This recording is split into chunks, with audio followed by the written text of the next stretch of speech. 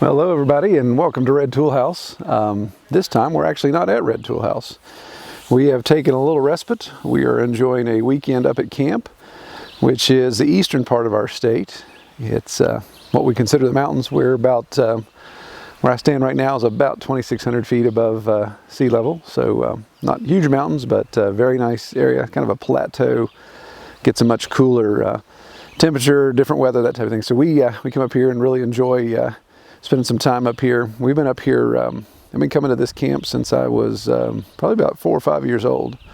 So that's been many, many years, about 40 years. So you can see it's a cabin that's been built many, many years ago, and we've added some additions to it, the porch, some of the outbuildings, picnic shelter. So some family and I, our family and my folks, we come up, but over the past 40 years, many, many families come up. We camp together, do those type of things. So it's a good time. We're in the middle of a national forest. In fact, direction I'm pointing here, just 10 feet that way, is the national forest, the Monongalia National Forest, which is thousands and thousands of acres of national forest in West Virginia. So it's really nice to be able to be right here and walk straight in the national forest. We've done a lot of turkey hunting. We've done a lot of deer hunting and all that in these woods over the years. So what we'll do is we'll kind of show you a little bit what's going on here. Obviously, where we are is has some tourist attraction elements. So we'll document some of those as we get into this. Our trips to the mountains always involve tradition. We have a tradition where we stop here, stop there. One place is the Cranberry Visitor Center. It's a really neat place. It's in the National Forest, the Monongalia National Forest. High elevation, right at the beginning of the scenic highway, actually in West Virginia. And we enjoy it. The boys obviously like to stop and look at the gifts and look at different things they have. They've got a lot of stuffed animals, if you will, the animals, wildlife that's been stuffed. My oldest really likes birds, so he gets a trip out of seeing all the different owls that they have. And we always want to know what a saw-whet owl looks like, so we like looking at those little guys. So it's a neat place. Again, kind of a tradition there. We stop on the way in. It's kind of at the top of the mountain pass as we head back over into the other side of the state and get closer to camp. They've got a lot of different displays. Again, things in West Virginia, native animals to West Virginia. Really neat thing. The boys, get a kick out of the beaver and of course grouse. We used to have grouse constantly, and the boys don't get a chance to see much of those anymore because the coyote are wearing them out. Probably the neatest thing when we're there that they've added just here in the past 10 years is their live snake exhibit. And it's really neat. I like the fact that the aquariums are right there in front of you, so you can get right down and look at them. You put your nose right against the glass if you want. And it's really neat to be able to show the boys, guys, here's the difference between a non-venomous snake and a venomous snake, to make sure they really understand how to identify them. When they're out in the woods, then there's no surprises there. They know exactly what they're dealing with. So I like to go through it each time we stop by. We kind of go over it and just revisit and talk about the good snakes, talk about the bad snakes. But we really enjoy seeing that.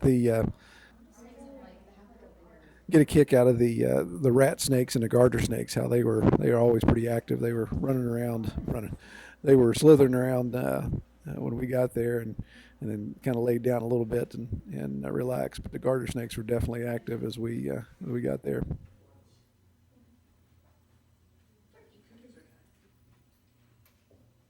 The visitor center also has, they have the exhibit with the non-venomous snakes, but then they also have a really larger exhibit with venomous snakes. And in West Virginia, we have the copperhead and the rattlesnake. And so they've got this one aquarium here that's got both of those piled up in top there. And some of these rattlesnakes look like they're really old. I mean, there's some long in the tooth snakes there. They're super thick, real old and weathered. There's one in there. He's almost solid black.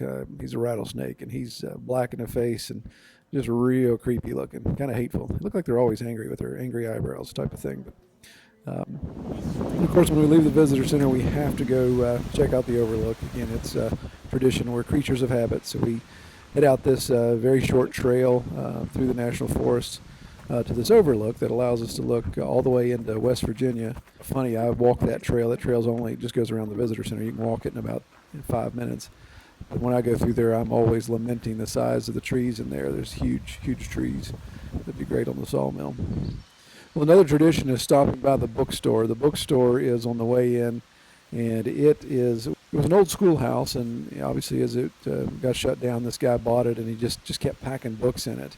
And this place is, if you're a book lover, this place you could spend hours in it, and we usually do. My wife is a book nut way more than I am, so we'll just spend hours in there. The boys enjoy it; they get to look at different things. Everything from nonfiction to fiction to old stuff to magazines. This guy just collects it all over the place. I don't know if people donate or he goes around and buys. I don't know what his story is. But what's really neat is this old building, this old school. It was used back in the 20s and 30s as a school, and you can still see some of the architecture, the arches, and some of the things. You can see the entrance of the actual schoolhouse when you stand there. They've had an addition added to the front. But as you go up the stairs into the old school, you can see the layout. Some of the trim is still there, the hardwood floors, the tall ceilings. Just really neat. In fact, I joking with a guy one day, I told him I'd like to pop all the rosette trim pieces off around the door molding and buy them off of him. He wasn't up to selling those. But what makes it even more, the setup more interesting is this old school building is headed south big time. I mean, it is falling down. And the fact that he puts several tons of school books in these rooms doesn't help much with the foundation stones. So it's sinking. And as you go into the back room where they've got the largest collection of books, this is the part of the building that's in the most disrepair. In fact, there's a spot where I'm standing here where the floor is almost a foot lower, and you can even see it in the bookcases. The bookcases kind of go downhill. They have a gangster lean. The books are all leaning to one side, so the whole thing looks like it's about ready to topple over. I always tell Kelly and the boys, like, don't lean against the shelves. If you keep an eye in case everything would fall, you don't want to get crushed by books. But there's even places of the building that are completely closed off, and the guys just got all kinds of stuff back in there. I'd love to go rifling through there with a flashlight and try to see what we can find. A lot of neat antiques. But it's a neat place. Like I said, some place we always check out. It's tradition. Well, the past 40 years that I've been coming up here, the camp has always had electricity, so it's always been on grid. But one thing it didn't have until about 15 years ago, maybe 10 years ago, was running water. We now have indoor plumbing in the camp, and that makes it nice. But one thing we still use and enjoy, just because of the nostalgia of it and just being outside, is our outdoor shower. And you can see we have this conduit frame that was created that is the skeleton of our shower. And that skeleton, of course, allows us to wrap tarps around. So we've got some custom cut tarps that'll go around, make a blind, of course, and then a little roof element.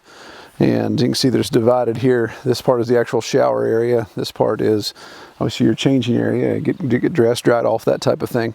We put marine grade pallets down here to stand on, so you won't be standing in the dirt. And then, of course, our shower head is this piece of PVC. We disassemble it for wintertime. But the magic all happens right here with our hot water generator.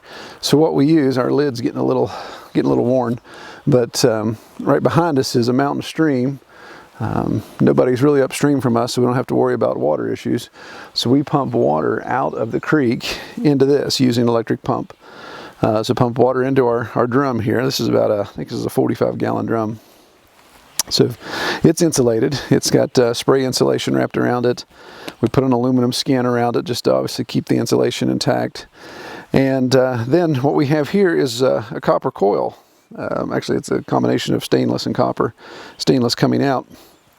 Copper coil in this little chimney. And we have a little tray down here that we put our charcoal on. So we just use charcoal briquettes like you'd put in your barbecue grill. Put those on there, get them going, and get a nice fire going. So a nice hot fire will burn, and that just inserts up into those coils.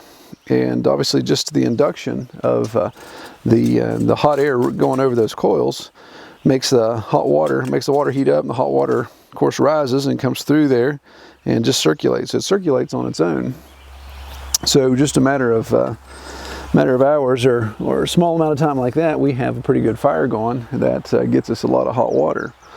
And of course, you may be wondering, okay, so how do you actually get pressure to get out of the tank into the head? Well, we have a small submergible pump in there that we plug in, and of course it runs. So you just plug that in, go hop in the shower and do your thing, come out and unplug the pump. But it's worked for years. This coil was built probably when, I was probably 6-7 years old, so that's been 30 plus years that this coil's been built. This system's been used for that long. And it's really neat. It's one of those things. Obviously, it still requires electricity. If you wanted to do this without electricity, you could obviously make it higher, elevate it somehow, put it on the stand.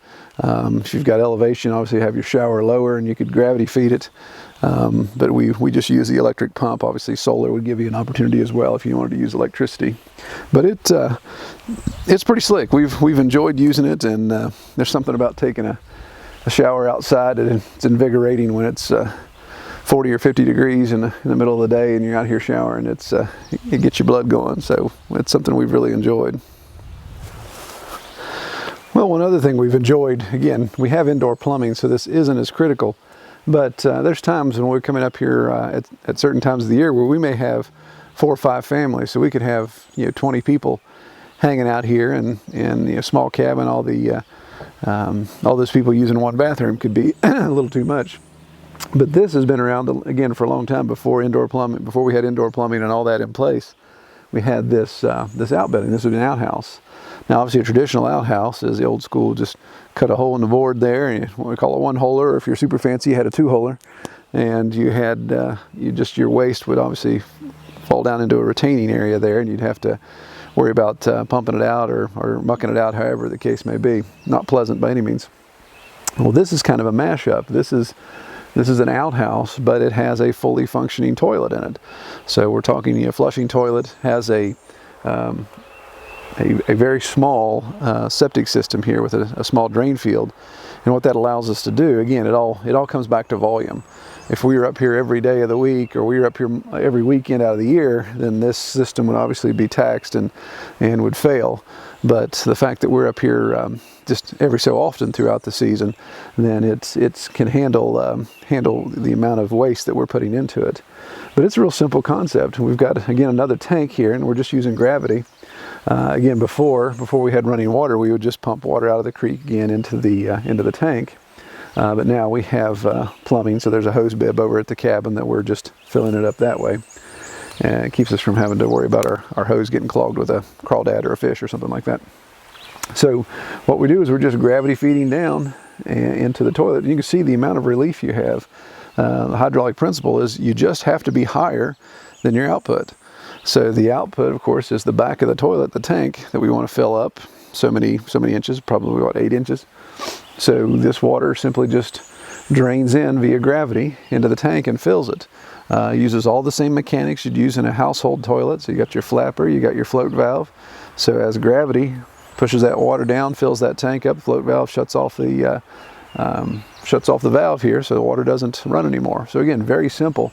Now again, we're filling this with water. We're using electricity as an input to put this water in the tank, whether we pull it from the creek or whether we pull it from the well of the indoor plumbing. But we could obviously very easily do rain catchment off the top of the outhouse here and simply fill the tank that way, kind of like I did with our chicken coop example in a previous video. So that would be an option. And again, low flow toilets now, the small amount of toilet water that you need in a toilet, a gallon or two, it would really last a long time if you had decent rain in your area. Then you could fill this tank up faster than you'd ever use it. So it's a really neat idea, and the reason why we wanted to go with that is it's a little cleaner. Obviously, it's aesthetically pleasing. When we have people that come up that aren't accustomed to being outdoors, and there's a stigma about obviously using an outhouse. It's just a hole cut in a board that kind of freaks people out. It's kind of funny how far we've come from things, but this it bridges that gap. It allows people to have kind of the creature comforts and feel more relaxed, and again enjoy the time up here and not have to be all freaked out about using a traditional outhouse. So this accommodates both, and it's been a really neat setup. We've enjoyed it. All right, well, I'm excited to say we finally got the satellite system installed for the cabin, so we're going to be able to get all those channels, especially the ESPN channels we wanted to get. No, not really. This is Green Bank Telescope. This is one of the largest telescopes in the world, is my understanding. and it's really cool to see. We're going to get closer to it, obviously. There's a nice welcome center, visitor center you can go to, but it just seems kind of odd to see something like that sticking up in this beautiful farmland around here.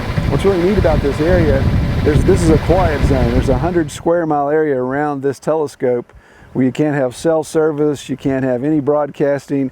They even go around with these little radio detectors to see if somebody's microwave's leaking too much radiation, because it affects the sensitivity of those radio towers.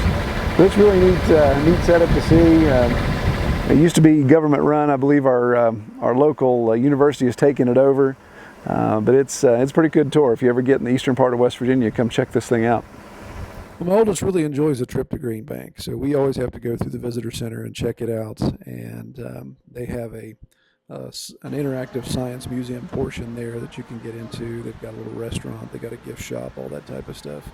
But it's a really neat place to go in. The interactive elements in the museum not only deal with what you can see there at the radio observatory, but obviously get into some science and things. There's this one spot where they've got an infrared camera, and it's kind of interesting to see who's hot and who's not. I obviously seem to have a hot spot around my mouth, so I guess I keep flapping it too much. That's why it heats up so much. But it's neat. Again, interactive, so they get to mess around with things. They've got a scale model of the GBT, which is the Green Bank telescope. It's the largest radio telescope in the world, and you can actually make it pivot and move on its axis, and those things kind of neat.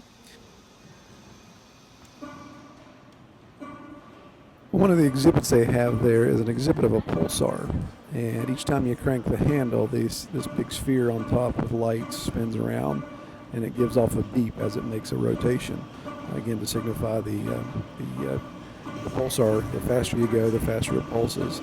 It has a little analog gauge on the front, so as you spin it, you can see what your pulsar speedometer is. So my son and I decided to have a contest here, so you could spin it the fastest, and he didn't realize that the dad had experience in hand crank wheels, so I was able to best him there a bit in the hand crank opportunity. And there may have been a little bit of trickery with the camera as well.